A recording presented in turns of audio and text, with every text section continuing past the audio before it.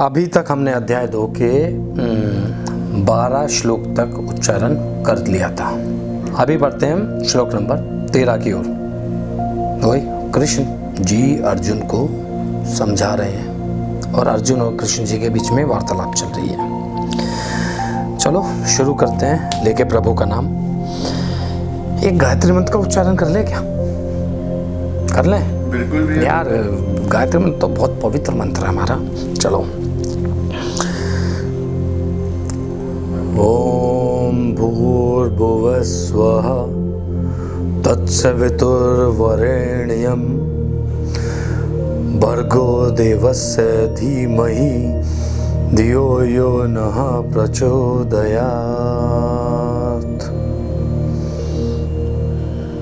तो बढ़ते हैं श्लोक नंबर 13 की ओर। इससे पहले श्री कृष्ण अर्जुन को समझा रहे हैं कि चिंता मत कर, दुख मत व्यक्त कर, क्योंकि योद्धा को ऐसा नहीं करना चाहिए। योद्धा को हमेशा युद्ध में अपने कर्म को देखना चाहिए। तो इसी के कंटिन्यूएशन में पढ़ते हैं श्लोक नंबर 13 की ओर। देहिनो अस्मि अन्यथा देहे कौमारम यौवनम जरा तथा देहांतर प्राप्ति धीर रस्तत्र न मुहराते। श्री कृष्ण कहते हैं कि जैसे जीवात्मा की इस देह में बाल्यकाल, जवानी और वृद्धावस्था होती है, वैसे ही अन्य शरीर की प्राप्ति भी होती है। उस विषय में धीर पुरुष मोहित नहीं होता।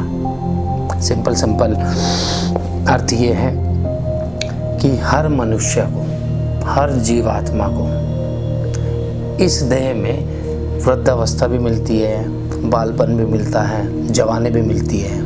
उसके बाद वो आत्मा उसे छोड़कर किसी अन्य शरीर में जाती है, अन्य देह में जाती है।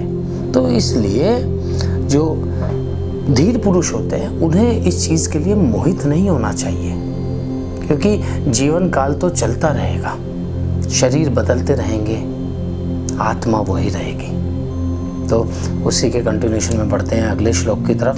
मात्रा स्पर्शातु कौन्ते शीतोष्ण सुखदु खदा आगमा पाइनो अनित्या इंस्तति तीक्षव भारत। अर्थात श्री कृष्ण कहते हैं, हे कुंती पुत्र, सर्दी गर्मी सुख दुख देने वाले इंद्रिया और विषयों के संयोग तो उत्पत्ति और विनाशशील और अनित्य है। इसलिए हे भारत, तू उनको सहन कर। सिंपल अर्थ ये है। श्री कृष्ण कहते हैं कि हे कुंती पुत्र, सर्दी हुई, गर्मी हुई, सुख हुआ, दुख हुआ, ये सब विषयों के जो संयोग है ना, ये अनिश्चित काल के लिए होते हैं। ये कोई परमानेंट नहीं होते, टेम्परेरी होते हैं। सुख भी है तो दुख भी है, सर्दी है तो गर्मी भी है। और तो जब ये एक फेज है जो टेम्परेरी है, तो इसलिए हे भारत जो कि अर्जुन को संबोधित कर रहे हैं बुला के, तो हे भारत, तू ये सब चीज़ सहन कर। 13 श्लोक हो गए, 14 हो गए, 15 श्लोक। यम ही न व्यथ यन्यते पुरुषम पुरु और शभ समधु ख सुखम धीरम सो अमृतव कल्पते। इसका भावार्थ ये है, क्योंकि हे पुरु श्रेष्ठ, दुख सुख को समान समझने वाला, जिस धीर पुरुष को यह इंद्रिय और विषय के संयोग व्याकुल नहीं करते, वह मोक्ष के योग्य होता है। वही इससे पहले जो मैंने श्लोक में आपको भावार्थ दिया था, उसी को कंटिन्यू करते हुए श्री कृष्ण कहते हैं कि हे अर्जुन, दुख सुख को समान समझने वाला और जो ये अनियमित चीज़ों को समान समझने वाला और इनको से प्रभावित नहीं होने वाला, और व्याकुल ना होने वाला धीर पुरुष मोक्ष के योग्य होता है। चलो रुकना, पूरा श्लोक करने से पहले मैं एक चीज़ बता देता हूँ। आज मैंने बहुत अच्छी चीज़ देखी अक्षित तेरे बारे में। क्या बात कर रहे हो? बहुत बढ़िया चीज़। तारीफ ही कर रहा? नहीं मेरी बेइज्जती मत। नहीं बेइज्जती नहीं कर रहा। अगर मैं बेइज्जती करूँगा उसमें भी बहुत अच्छी चीज़ तेरे लिए इज्जत ही छुपी होगी, तेरे लिए प्यार होगा। मैंने आज एक वो देखा कमेंट में लिखा था कि अक्षित भैया की आवाज़ कितनी अच्छी है। तो भाई अब अक्षित भैया की आवाज़ अच्छी है, जैसा कमेंट किया लोगों ने, ऑब्वियसली कोई भी चेक कर सकता है कमेंट तो है कि अक्षित भैया की आवाज़ कितनी अच्छी है। अब इससे पहले वीडियो में जैसे मैंने बताया कि भाई अपीयरेंस ठीक है, आदमी का नेचर अच्छा होना चाहिए, सारी चीज़ अच्छी होनी चाहिए, पर जब भगवान ने आपको इतना अच्छा बना के भेजा, आप उस बॉडी को बिगाड़ लेते हो, बेडोल कर लेते हो, कुछ भी कर लेते हो, वो अलग चीज़ है कि ऐसा कोई हर हालत में आदमी अच्छा लगता है, मोटा हो पतला हो, सारी चीज़ें अच्छी हैं। बट जैसा कि तू वॉक करने जाता है, डाइट भी स्टार्ट तूने कर दी है, तो तू कहता ना कि एक तेरा लुक ऐसा होना चाहिए, थोड़ा बहुत डैशिंग, तो आएगा अभी तेरा लुक स्क्रीन पे आएगा 15 एपिसोड के बाद। मैं इंट्रोड्यूस करूँगा, ऐसे रिवील होगा, ऊपर नीचे चारों तरफ से। क्या होगा कि आपने बोला था उस वीडियो में कि भाई थोड़ी तेरी बॉडी अच्छी हो जाए, तो क्या पता वो लोगों ने मेरी साइड ली हो, फिर आपको ऐसा कुछ नहीं। देख मैं किसी की बॉडी पे कमेंट नहीं करता, सबकी अपनी अपनी है, ठीक है ना। जो जैसा खुश है, चाहे मोटा हो पतला हो, हर तरीके से खुश है इंसान, ऐसा कुछ नहीं होता। बट फिटनेस और बॉडी बनाना दोनों अलग चीज़ है। फिटनेस का मतलब होता है कि स्वस्थ, हेल्दी, ठीक है। अब आप हेल्दी खाओगे तो ऑब्वियसली बॉडी भी अच्छी होगी, तो ये चीज़ें हैं। तो अभी जैसा कि लोगों ने बोला है कि भैया की आवाज़ इतनी अच्छी है, तो आवाज़ वो इसलिए अच्छी है क्योंकि भैया का शरीर इतना बड़ा है तो इतने सारे बेस में से, इतने कहते हैं ना, इतने बड़े ग्लोब में से अगर वो आवाज़ निकलती है तो बेस बन के आता है भैया का। तो रुको 15 एपिसोड के बाद मैं दिखाता हूँ, इसका फेस रिवील करते हैं। कैमरा पैन होगा ऊपर नीचे चारों तरफ से, एंट्री नहीं होती, एक डैशिंग हीरो की।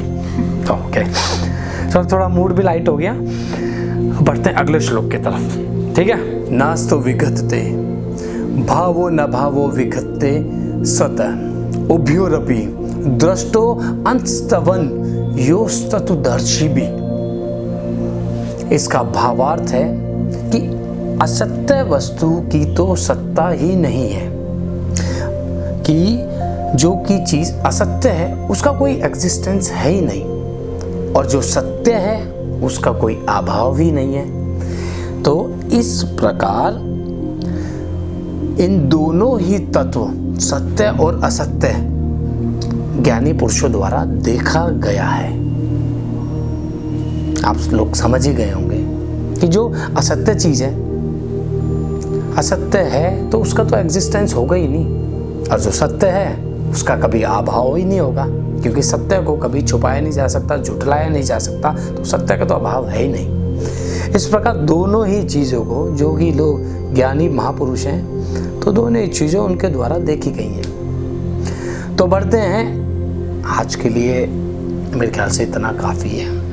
वही जैसा कि मैं हमेशा बोलता हूँ, प्रेशर नहीं लेते, टेंशन नहीं लेते, और रोज़मर्रा के कार्य और कर्म करते हुए गीता के श्लोकों का उच्चारण भी करते रहेंगे। हाँ, मैं आपको आज एक चीज़ बता दूँ, मेरे फ्रेंड है काफ़ी, they are not part of this industry, they are like my college friends. तो मुझे ऐसे ही कल बोलने लगे कि लावण्य, हमने तेरे एपिसोड्स देखे हैं, अच्छा है, but you can improve more and you can pronunciation much better. Then I said, मैंने बोला कि यार एक बात बता, I am not a preacher, I am not a pandit, by birth caste I will not count, I am a Hindu, I am Sanatani. So पंडित मैं उस वे में बोल रहा हूँ जो पूजा पाठ। तो मैंने कहा कि भाई मैं प्रीचर तो हूँ नहीं, इतना बड़ा ज्ञानी नहीं हूँ, but I am just trying कि मैं एक कोशिश कर रहा हूँ अपनी साइड से कि मैं हो सके कि गलत उच्चारण ना करूँ और भावार्थ अपनी भाषा में, जो कि नॉर्मल लैंग्वेज होती है, उसमें लोगों को समझाऊँ। अगर आपको लगता है, जब मैंने अपने दोस्त को बोला, अगर आपको लगता है कि कहीं कुछ चीज़ें मिसिंग हैं या गलत हो रही हैं, तो आप एक काम करो, जैसे मैं आधा घंटा, 1 घंटा या 10 मिनट, 5 मिनट रोज़ाना निकालता हूँ, तो आप 1-2 वीडियो बना के भेज दिया करो, मैं अपने चैनल में अपलोड कर दूँगा। तो कहने लगे यार समय नहीं मिल पा रहा, वो रोज़ नहीं कर सकता। मैंने कहा यही चीज़, केवल यही चीज़ के लिए मैं ये चैनल खोला है, इसी चीज़ के लिए मैं चैनल बनाया है। तो भाई साहब, ज्ञान देना और बातें बनाना हर कोई कर सकता है। उस चीज़ को कहते हैं ना एग्जिस्टेंस, उस चीज़ को रियल लाइफ में और रियल लाइफ में अप्लाई करना एक अलग चीज़ है। तो ज्ञान मत दो दोस्तों। अगर आपको इतनी सी भी नॉलेज है, एक ही श्लोक बोल सकते तो बोलो, रिकॉर्ड करो, भेजो मुझे, मैं डालूंगा इसमें। तो आज के लिए इतना ही, आगे कुछ डेली के काम कार्य कर लेता हूँ। तो मिलेंगे अगली वीडियो में, तब तक के लिए राधे राधे।